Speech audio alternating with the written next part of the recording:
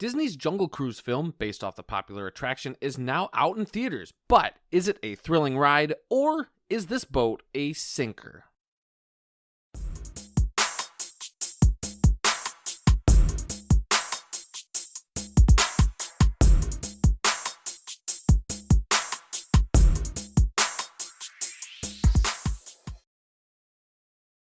In search of a special plant that could revolutionize science and medicine, Dr. Lily Houghton, played by Emily Blunt, and her brother, played by Jack Whitehall, travel to South America thanks to a mysterious legend.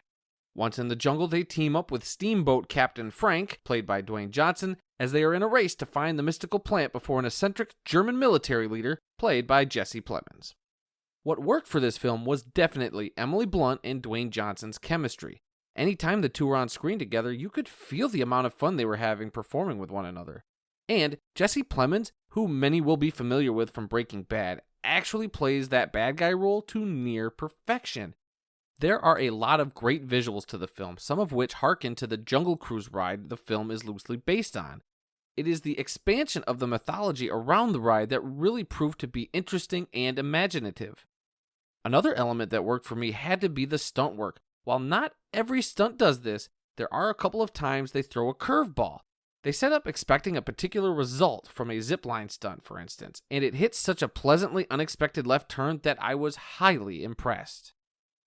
From here on out, it's going to be pretty tough for me to hold back my displeasure with the movie. It had some god-awful pacing. The film is just over 2 hours long, and about halfway through, all I wanted to do was check my phone. Most of the jokes fall flat, and pretty much all of the comedy surrounding Jack Whitehall's character just didn't work for me, with the exception of a couple of lines. The film blatantly is looking at delivering and creating a new Pirates of the Caribbean-esque franchise. There are so many elements of that which play in the film's favor, but really, most of those elements seem like straight-up rip-offs. And if you've especially seen the second and third films in the Pirates franchise, you'll know what I'm referring to.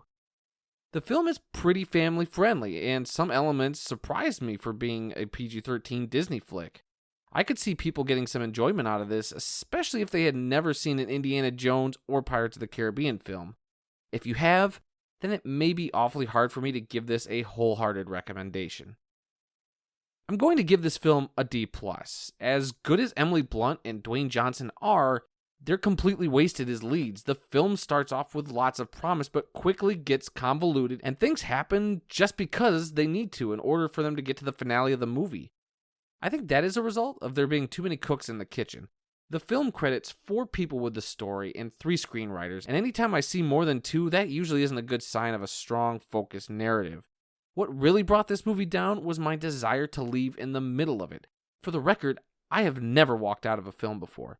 This may have been the closest I have gotten, not because anything offended me or made me extremely mad, but because I got extremely bored and lost all investment in the film that it was trying to build.